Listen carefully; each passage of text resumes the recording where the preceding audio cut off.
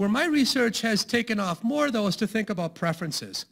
Things like how are men and women different in terms of their preference for wage contracts? And how are they different in terms of their preference for bargaining? And these things have been found to be very important in helping to explain the gender pay gap as well. But we all know the world's changing again. And it's changing in a very, very fast way into this notion of a lot of people are working in the gig economy. So one of the pioneers in this literature, Claudia Golden, has just done excellent, wonderful work on gender. Put forward this great passage about what needs to happen for men and women to be paid the same in the labor market.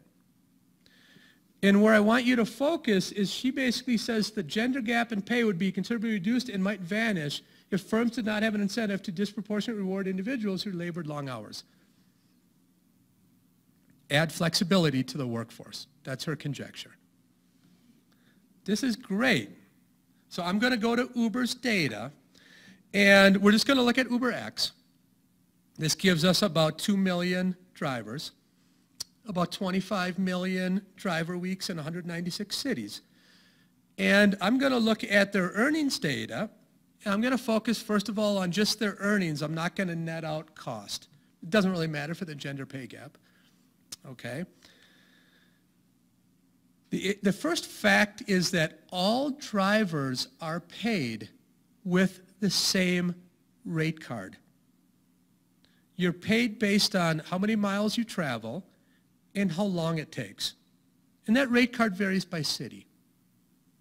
Okay? Now, we also have different incentives, like if you do 5 trips this week, you get a little bit of money, but that doesn't end up being a big part of the wage that they take home. Now, this could be why Travis agreed to do this particular project, because I said, look, I have a strong prior that we're going to find that no gender pay gap exists, and this is going to be great for not only Uber, but for the gig economy. Why? Because it's all set up. Everything that people have said causes a gender pay gap is absent from the way we pay drivers. Right? There's no convex pay schedule. It doesn't work like that. Full flexibility. So what do you think the Uber data said? How many of you have listened to this podcast? Okay, so a few of you. Were you guys as shocked as I was when the data came in? Okay, here's what the data say. Men earn about 7% more per hour than women. So that was shocking to me. And then you look over time, and what I have here is hourly earnings on the y-axis, and I have time from February 2015 to February 2017, over 2 years of data. The blue line is male data, the red line is female in every time period. This is true. It's like clockwork. There's a law of demand. Demand curves slope downwards. There's a law of gender pay gap. On Uber, it's 7% nearly every period. Now, you can look across cities. This gives you a glimpse across some of our major cities. This covers like 85%, 90% of Uber's market in the US. In San Francisco, it's about a 12% pay gap. All the way down to Seattle, it's about 2%. We'll talk a little bit about the spatial heterogeneity here at the end. But it happens in every city. Okay, so then you ask yourself, well, why? I've been an advocate that field experiments and data should not only measure something, but you should be able to determine the whys behind why it's occurring. Why? Because then we can advocate solutions. We have optimal solutions. Now, my first instinct was, this thing's a little bit slow. Boom. My first instinct was it has to be discrimination.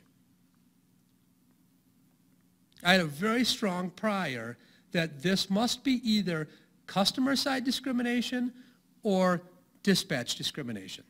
So customer side would be women just get canceled more than men do.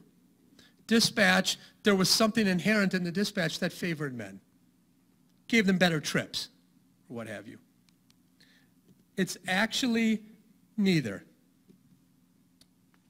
The gender neutral or blind dispatch that Uber promises does really happen. And we could not detect any customer side discrimination across men and women. Go ahead. Okay. Tips were not on the platform yet here. That was my next mountain to climb, so that will be the next thing on tips. A prelude is that, we'll get to that on tips, but tips will be coming next. That'll be my next thing that I talk about here. But this does not include tips because over this time period, tips were not on the Uber app. They were on the Lyft app, but not on the Uber app. Okay. So then now you can ask yourself, well, what can actually explain the gender pay disparity on Uber? And it so happens that our data are rich enough that I can do something that I think is unique. I can unpack the entire difference and explain the entire difference with our data. I think that's what's unique about these data. Now, let's just start with a few facts. On the y-axis here, I have hourly earnings, and on the x-axis, I have rolling trips. Experience on the platform matters a lot. So you start out, you make about $12 or $13 per hour. You go up, and as you can see, it's concave, and it peaks at around $25 or so per hour. That's just fact number one. Experience matters a lot. Fact number two is that men are typically on our platform longer than women. So over here you can see this is tenure in weeks. The fraction of men here is about 3%, women's down here. And as you can see, women are a lot more of the people who are just starting. So women have less experience on the app. Experience matters. And even when they're on the same number of weeks, men work more hours per week than women. That's another fact. Okay, so this just gives you that male and female across every tenure bin, their lifetime trips completed. Okay, so from that, a first result comes that we can explain half of that gender pay gap based on driver experience. And it's essentially two things. It's the wheres and wins, and it's strategy. The strategy is sort of interesting. Women accept nearly all trips. But the way Uber works is you only get paid when there's someone in your back seat. So you don't want to take trips where you have to drive 20 minutes to pick someone up for a 5-minute trip. That's a loss for sure. Men strategically accept trips. Women tend to accept all trips, but that does change a little bit with experience. People do learn that over time. Now, the wheres and wins, in Chicago, morning rush hour, you can make $35 to $40 per hour. A lot of women have that time blocked out because they're taking Johnny to school during rush hour on Monday morning. That's what I would call a constraint. A lot of women don't feel safe driving during bar time. That's a societal constraint. That's a very lucrative time to drive. But it's a very unsafe time to drive for some of our female drivers as well.